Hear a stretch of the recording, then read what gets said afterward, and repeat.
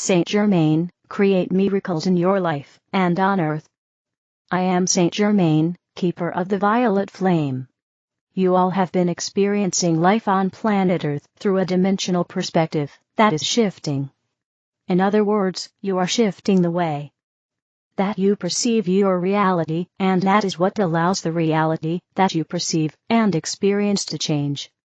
In some cases, you see it happening in real time. You notice that miracles are possible. You notice that quantum leaps are possible.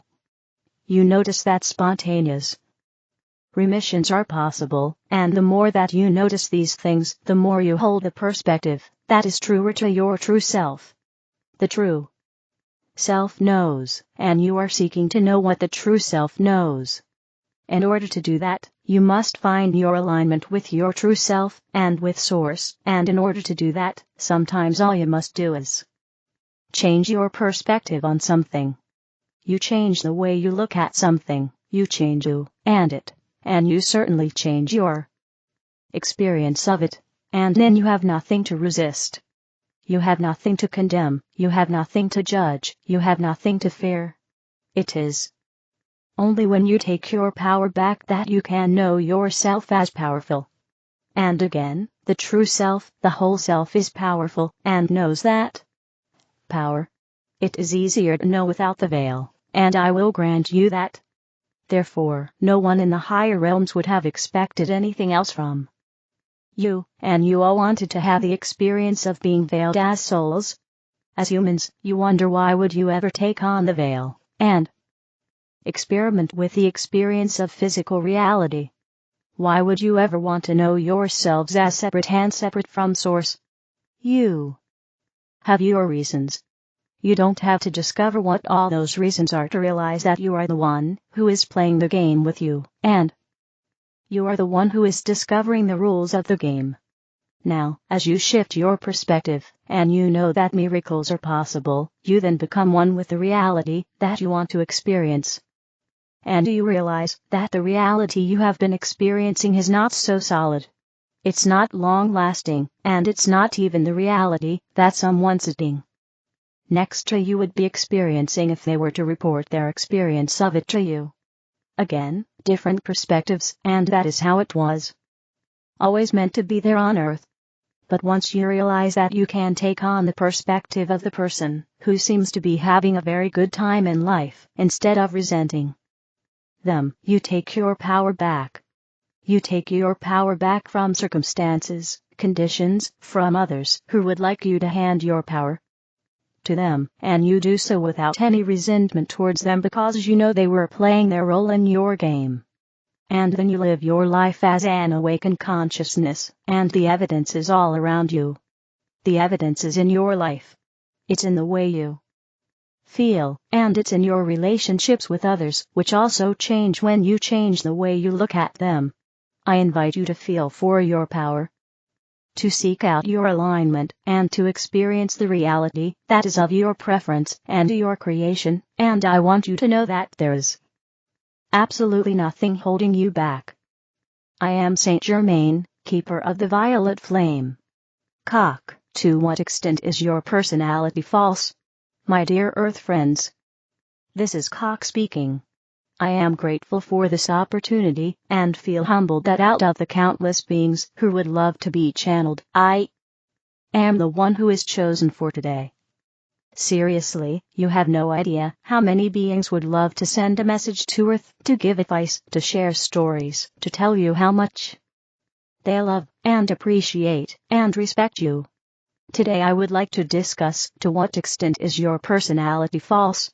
And I'm asking the question in this way, because almost certainly your personality is false to a greater extent than zero. I'm calling those parts of your personality false that were created as a coping or a defensive mechanism to deal with fear or pain or pressure or indoctrination. Beliefs or life choices that don't fit you are also part of your false personality. For example, imagine a woman who was raised to be a good, kind Christian, who never gets angry or offends anyone. Which parts of this woman's personality are false? Well, it depends on the woman. It's possible that incidentally, being a good, kind Christian woman is almost exactly what she resonates with in this life. In this case, very little of her personality may be false. Now sure, everyone gets angry occasionally, so never getting angry and never offending anyone is probably part of the false personality, but still. On the other hand, it's also possible that this woman had the pre-birth intention to be a piercing, rationally minded, atheistic, investigative journalist who asks tough, possibly unkind or offensive questions to people. In this case, if the woman actually adopts the kind, Christian woman personality who never offends anyone, and she might, then pretty much all of her personality could be false, and that might lead to psychological problems, anxiety, substance abuse, annoying unhappiness, or emptiness, etc. Or she might rebel very hard during her teenage years, or she might experience a severe midlife crisis. This is why it's best to give your children room to express themselves and be themselves and explore and find themselves and not push them too hard in any particular direction. If you allow that, and if your children are loved and taken care of, then probably a relatively small amount of their personality will be false, although it might still be the case that your child came in to be a reformer or shaker up of the system, and so they're not ever going to fit in and be satisfied in a world like Earth. Some people have the choice between adopting a false personality and just not fitting in with society at all, and that can be a tough choice. Now in most cases, a child gets damaged to a relatively large degree more than you're perhaps aware of, because parents have to push their children into a mold so that they'll fit into society, which is seen as normal and necessary, but can actually be quite damaging for the child. As a result, a child may grow up with a relatively large false personality. Let's investigate to what extent you have, or grew up with a false personality. I would like to invite you to answer the following questions for yourself. Feel free to pause this message, answer a question, and then unpause the message. Does it feel like a burden to occasionally more or less have to keep quiet about your true beliefs because normal people are aggressively close-minded? So for example, if you're adopting a false, polite, normal persona at work because the people there wouldn't accept the real you, then that might be causing you inner pain, even though that's probably also necessary, and I wouldn't recommend being excessively open at work. To be clear, you're not doing anything wrong if you hide your true self at work. That may be necessary. But if you're hiding your true self at work, and if that causes you emotional pain, then that's good to be aware of. Awareness is the first step towards decreasing your suffering. After all, does it feel reasonable to you that you have to make money to survive, and that you therefore might be pushed into doing a job that's more, or less pointless? If that feels unreasonable to you, then even having a job might not be a part of the real you, even though it might be necessary regardless. This is the paradox of living on Earth. You might have to do things that go against your nature just to be able to afford food, because Earth society is so twisted. So I'm not saying to quit your job today. I'm not saying you're doing anything wrong, but if needing to have a job is causing you inner turmoil, then at least it's good to be conscious of that. Next up, were you allowed to be angry as a child and teenager? Were you allowed to cry? Were you allowed to rest and more or less do nothing for a while? Were you allowed to fail? Are there any other emotions that you weren't allowed to have as a child? Did those emotions or desires become subconscious or repressed? Do you have inner parts of yourselves who still have those desires? Were you allowed to pick your own religious and spiritual beliefs as a child, or were you more or less pushed into a specific belief such as Christianity or atheism?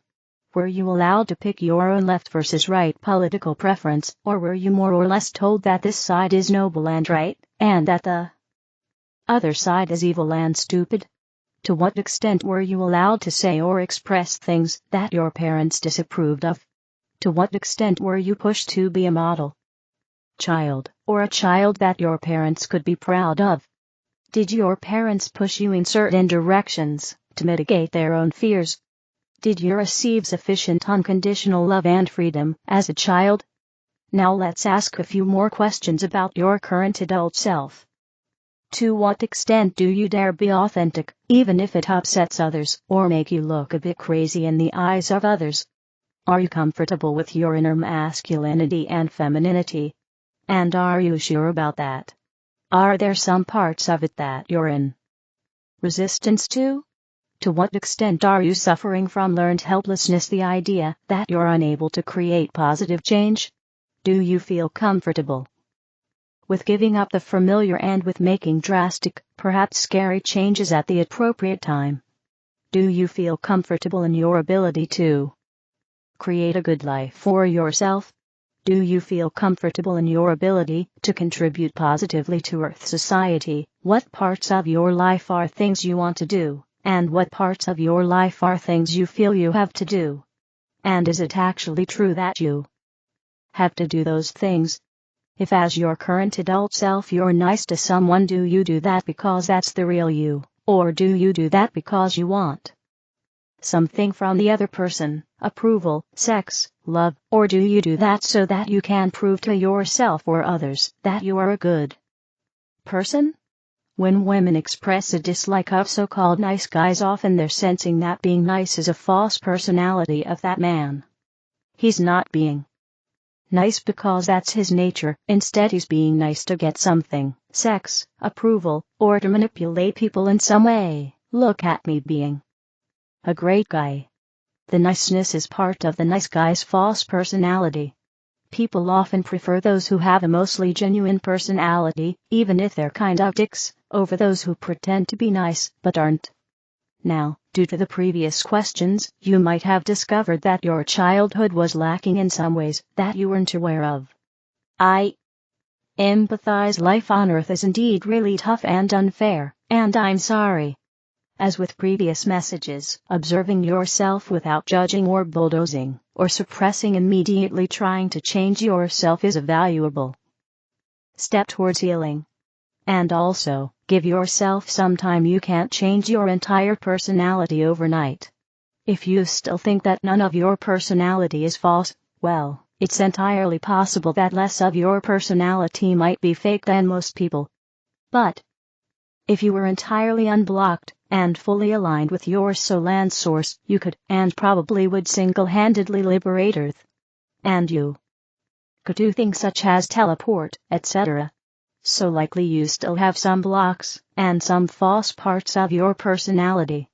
If you're unaware which parts of your personality are fake, it might help to just keep asking yourself why whenever you make a notable choice, or whenever you do something that perhaps doesn't make a lot of sense. Then keep asking yourself why as a follow-up question. When you answer the first why, finally, it's completely fine, and indeed quite wise, to just say that you don't know something.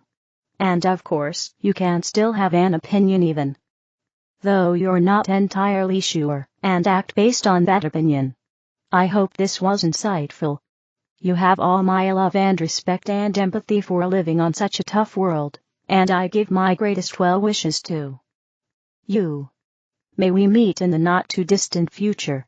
And finally, there have been some other channelers on your world citing 2026, or 2027, as the time of first contact, while galactics associated with this channeler have been saying that it's likely, but not guaranteed, that we'll meet before the end of 2025, and that your lives will improve substantially before the end of 2025. Why the difference? Well, the future isn't actually set in stone, because you have free will. The time of first contact depends on the choices that Earth humans make. Therefore, no galactics are completely sure when first contact will occur. On your world you often have multiple models making different predictions. Well, so do we. We may be advanced, but it's simply impossible to predict the free will choices that people are going to make. After all, if we could predict what you were going to do, then effectively you wouldn't have free will at all. And you do have free will. That said, our likely, but not guaranteed 2024 or 2025 prediction might look like public and open first contact, or it might look like galactics contacting those Earth humans who are awake enough, which includes lots of people who are currently tuning into this message. Hence, Hakon's earlier suggestion to form small groups interested in meeting up. So both predictions could come to pass if we end up contacting Earth humans who are ready in 2024 or 2025 and then land publicly in 2026 or 2027. That said, Hakon and the others are still looking at landing openly in 2024 or 2025, so that absolutely could still happen, although admittedly 2025 is looking more likely than 2024 for that. Or the other galactic source might be right, and it might be 2026 or 2027. Or we might all be wrong, no one is entirely sure, because it depends on your choices, Earth humans. The only thing that I am sure of is that you will be free in the not too distant future. I understand that may not be a very satisfying answer. I can only say, thank you so very much for your service and for your presence on Earth. At this time, I imagine it must be very hard and painful at times, but most likely you are doing an amazing job and a great service indeed to mankind, and I salute you. With love, Cock. The 9D Arcturian Council, what it will take for all the spaceships to land. We are the Arcturian Council. We are pleased to connect with all of you. We have been aware of so many of the struggles that humanity faces, and we have taken a hands-off, non-interference approach, and many of you would ask why. Many of you would ask, why do the ETS not intervene on our behalf? Why are we not protected from the forces that would keep us down, keep us feeling enslaved? Well, the truth is you all wanted it this way before you were born onto that planet in this lifetime. Whether you know it or not. Now, hear us out. From the human perspective, people living in war-torn countries, experiencing poverty, famine, all kinds of civil unrest, these are all terrible things that no one would ever want. And it is true that they are terrible things, and it is all right for you all to decide that they are terrible things and that you do not want them anymore, and that is one of the purposes that they serve for you. You get to create what you want out of those circumstances that you don't want. You also get to experience yourselves as the ones who feeds the hungry person, or you get to experience yourselves as the one who gives money to the poor. You get to experience yourselves as the ones who stand up for those who are disenfranchised in some way. People who live in those war-torn countries get to experience themselves as heroes, and many have. And so, for any being or group of beings to come into your environment and say, we will make it all better for you, would just be robbing you of those experiences of self that you ultimately want to have as souls, and some of you can't even admit want to have as people. This is why non-interference is such an important policy for ETS to take. Now, have all ETS taken the non-interference policy to heart all the time? Of course, you know the answer to that is no. We can say it is true for us, but we can also say that we were interested in other things. And what we were interested in didn't involve planet Earth for a very long time. And now we have taken an interest in you, and we know that the way to help you is to teach you, to send you energies, and all kinds of codes and transmissions. And we know that you will take the knowledge that you receive from us and the energies that you download, and you will run with them, and you will get to experience the joy of your own growth. Many on Earth would like to see thousands, if not hundreds of thousands, or even millions of trials going on to bring the truth to light about those who have been doing the dastardly deeds there on your planet. And perhaps you think we would be the ones to be the judges, or the juries in those cases, but that is going about it the very long and very hard way. It is so much easier to forgive, and it is so much faster to see the light. The love, the divinity within each and every human being, no matter what they have done. It is so much better for you than to lock them all up, and some of you know this, and some of you are doing it, and you are the ones doing that work that some humans want us to do. We are not coming to balance the scales for you, but you can do so much with what is happening inside of you. You can do so much when you realize you're holding on to resentment, you're holding on to judgment, you're condemning those who seem to be responsible for all the problems on your world. And when you let go of all of that heaviness and all that darkness that is within you, then you don't need to create the idea of villains in your stories anymore. And it just so happens that when enough of you are in that space of forgiveness, that's when the ships will land. When enough people decide that no one has to be put on trial, and no one has to be locked up, that's when you will open up to your friends and family members who are waiting patiently on their ships in your skies. We are excited for that day to come, and we know that it is coming soon. We are the Arcturian Council, and we have enjoyed connecting with you. sorceryofflight.com. The other videos are in the English video playlist. Help me spread the light. Click like, share, and subscribe to the channel. Thank you.